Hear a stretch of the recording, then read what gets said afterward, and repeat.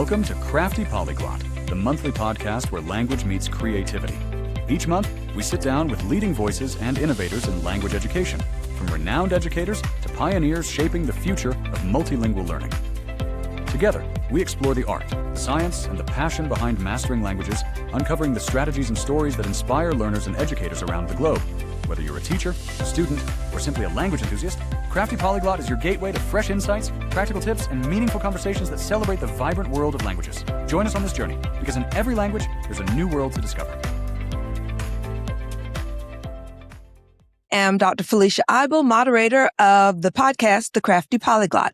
Today, our guest is Debbie Lentz. She is an educator and advocate of equal access to quality education for all children. Born and raised in Asia to American parents, she developed a deep appreciation for diverse cultures, languages, and perspectives from an early age. She earned a bachelor's degree in elementary education from Northwestern University in Minnesota. She earned a master's degree in education from the University of Southern California. She became the literacy facilitator at Smith Academy of International Languages, where she dedicated her career to advancing literacy instruction. She earned her national board certification in 2004 and mentored other teachers to pursue lifelong learning. Her global worldview has shaped her commitment to fostering inclusive learning environments where every child is valued and empowered to succeed. Throughout her career, she has been a passionate advocate for multilingual learners, believing that language is both a bridge to opportunity and a pathway to deeper understanding. She is committed to helping children broaden their perspectives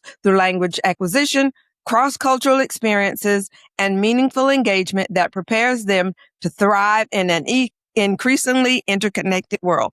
Welcome to the Crafty Polyglot, Debbie. Thank you, Felicia. It's great to be here. I feel honored that you've asked me to come. Well, thank you. And I am honored that you agreed to join us.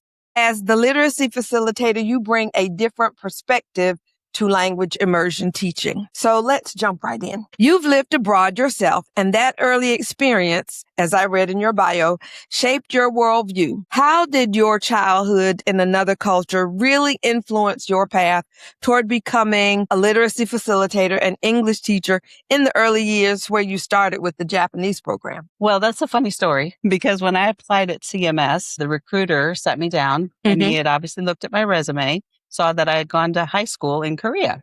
So he said, "We have an opening in the Japanese immersion program for an English teacher. Would you like it?" And I said enthusiastically, yes, because that sounded like a great opportunity. And I wasn't afraid of something like that. I'd never heard of it, never been to the school, didn't even know that the other language immersion schools existed in CMS. But I thought this is a perfect fit. And it really was. It was a fantastic career. I was there for 24 years under Inez Olshausen and, of course, under you, Dr. Eybl. So it was a great experience. Great. So, and as you know, immersion is so much more than language. It's identity, culture, and connection. From your vantage point, how does immersion shape the way students understand themselves and relate to the world around them? So again, back to just my own experience, even though I grew up in the Philippines and Japan and Korea, I was not immersed in the language in those countries because I went to American schools, but I was immersed in the culture. And so it became my identity as a third culture kid. That's what they call us, third culture kids, just to have a broader worldview, to have more acceptance of diversity and of inclusion. And, you know, in America, immersion education has to be intentional. Right. I just drove to Michigan the other day and I was thinking about this interview and thought, you know, if I was in Europe, I would go across multiple encounter multiple languages across those countries. And of course, in the United States, everybody's speaking English. So there's not a necessity. There's not I've got to learn these languages. In fact, I grew up with a friend of mine who, her parents were from England. They worked with the BBC. And when their family returned to London, she went to school. And in about 3 years, she was speaking French and German, of course, English and Spanish. And it blew my mind. But I just really feel that immersion is an option that I hope will grow in the United States because of the global economy. It will be a necessity for our kids. Absolutely. Absolutely. You've been a steadfast supporter of immersion for years. What continues to fuel your commitment to this model of education even in retirement. Yes.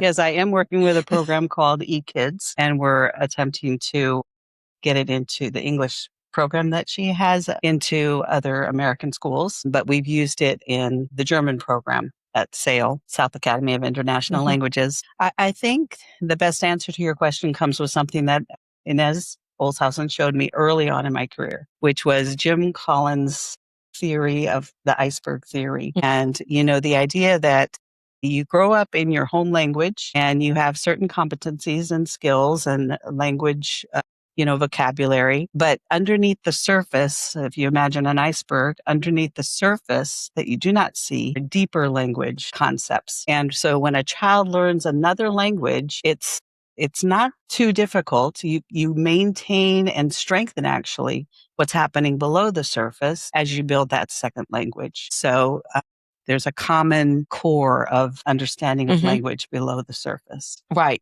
And that is important for parents and other educators to understand that you are not losing anything when you are learning a second language. You are building on the competencies that you already have. Exactly. Right.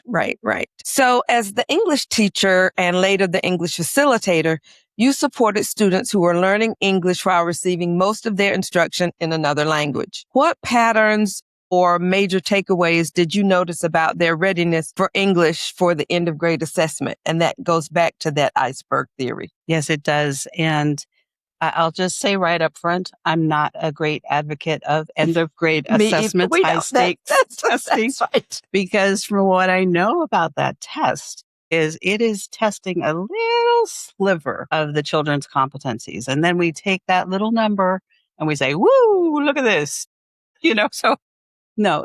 So just having said that, Dr. Noose, who I think was on the program before, back, I think it was in 2010, 2012, he did a data analysis of our students. So in our program, German and French students do not get English in kindergarten through second grade. So it's a full immersion model. And then the Chinese and Japanese students get 45 minutes of English. And so he did a comparison. He said, okay, let's look at their third grade tests. So here we have half of a cohort that came up with no English instruction, formal English instruction at school, and this other group that had a limited amount of English, and their data across those cohorts was exactly the same. I think it was like 85% proficient, and it was like, wow, that's incredible. So does that answer your question? That does. And that also goes back to your proficiency as the English teacher and literacy facilitator and the support that you gave the teachers and the students during that time. Yes. English instruction in an immersion setting often requires creativity and a bit of being crafty. Can you share some examples of inventive strategies you used or encouraged among English teachers that help students to thrive? Well, one that I remember sharing, and I had to think about this quite a bit, but one that I remember sharing was using jingles with rhymes and rhythm and motion. So I had one where goes like this: when you write or when you read, there's always a purpose. Let me try that again. When you write or when you read, there's always a purpose. Entertain them or persuade them, explain or persuade. And so not all the teachers use that model, of course, but the most important strategy that I think I learned again from Inez Olshausen was to give teachers license. And what I mean by that is to provide teachers with the permission to create themselves. And we have incredible, innovative educators in our school in Charlotte-Mecklenburg and also SAIL, of course. And just giving teachers that ability to create, to learn to know their students, to build learning experiences that are going to grab hold of their attention and help them to learn their language effortless. Of course, it's not effortless. Right. It's not effortless, but it's important. Yes. Were there instructional strategies that transferred effectively between English language instruction and foreign language instruction? And how did those shared approaches benefit students? So what I thought of when I thought about this interview again was, what are the commonalities in languages? So for example, just down to the basics of phonological awareness. every language has the need for students to gain phonological awareness. And, that is being able to hear the sounds of the language and down to its smallest parts, smallest phonemes. It's true across every language. And if kids grasp that, it's much easier for them to establish that foundation in this new language that they're learning. And then I thought about Korean, because Korean early on, up until around the 700s, used Chinese characters and used Chinese writing. And there was a King Sejong, who said, I need more of my commoners to be able to read and write our language. And also some of the Korean is not a tonal language. Korean, has different vowel sounds, for example, than the Chinese. And so he created a very simplified lettering system, alphabet system, where each character, in essence, was a set of phonemes. So if you wanted to write ka, for example, you would just imagine a box where these letters would fit into. You would have the k, and then you would have the a. If you wanted to write kom, you would have the k, the o, and it put it into a syllable system. And there's another thing where all languages have syllables, when we speak. Well, maybe not all, because there could be dialects and other places that don't. But when we speak, we have that consonant, and then our mouth opens for that vowel. It's common across all the languages. So just very, very basic, but essential. Right. Very important. That's good. I did not know that about Korean. All right. Were there instructional strategies that transferred effectively between English language instruction and foreign language instruction? And how did those shared approaches benefit students? Again, it goes back to the foundations of any language. So from the phonological, then you have the phonics element. And of course, there are different vowel sounds in other languages, but every language has those vowel sounds. It was interesting when I would walk into a German classroom, for example, and I would look at their readers, the syllables, the text actually would be segmented with different colors. Right. That's brilliant. That's genius. And then even with the Chinese, even though they use characters, they have the pinyin system, which allows children to then read the romanized expression of those characters. So I have seen teachers use song a lot, introducing vocabulary and concepts using song. And my English teachers have also done the same thing. And what's great about the new technology that we have is that there is a lot out there that you can just borrow from. So, but teachers can also, take a common song like Old MacDonald Had a Farm. What we're going to say? Happy birthday. Happy birthday. And create an educational song that helps kids learn vocabulary. That's important. And finally, for parents who are considering immersion for their children, what advice would you offer? 2 words. Do it. Do it. Take the risk, because it does feel risky, and it's intimidating for a parent to think about their 5-year-old, and they don't really know what that experience is walking into that classroom the first day, the first week. But children are extremely adaptable. We often say that it's important. I will say to a prospective parent, does your child have grit? Can your child handle frustration? Because just imagine walking into a classroom when the teacher is only speaking, very minimal English and speaking that target language. But it's phenomenal. When you walk into our kindergarten classrooms in January, and you realize that those kindergarten teachers are speaking very little English whatsoever, and the kids are humming along. Sometimes they're talking with each other already in the language. And so it is very, very powerful. Yes, it is very powerful. And we've heard that across our interviewees when we ask, what would you recommend? They all say, do it. Take that plunge.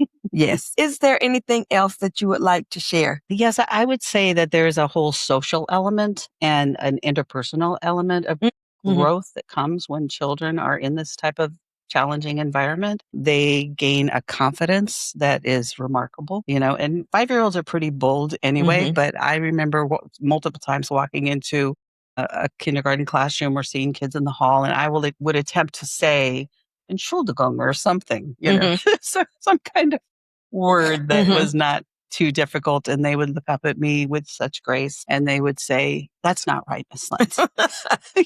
And so just that confidence, and they weren't rude, but just, they knew Right. it.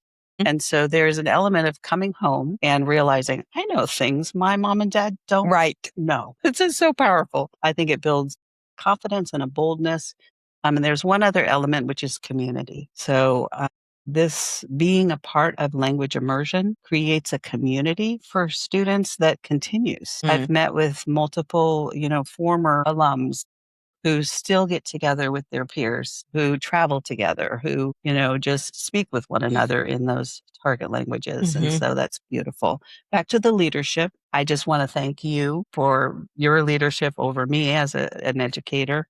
And of course, Inez Olshausen was very impactful in growing me up to be the leader that I was there. Well, thank you so much for joining us today, Ms. Lentz. We appreciate it, and you have definitely added to our valuable information about language immersion. Thank you. Thank you.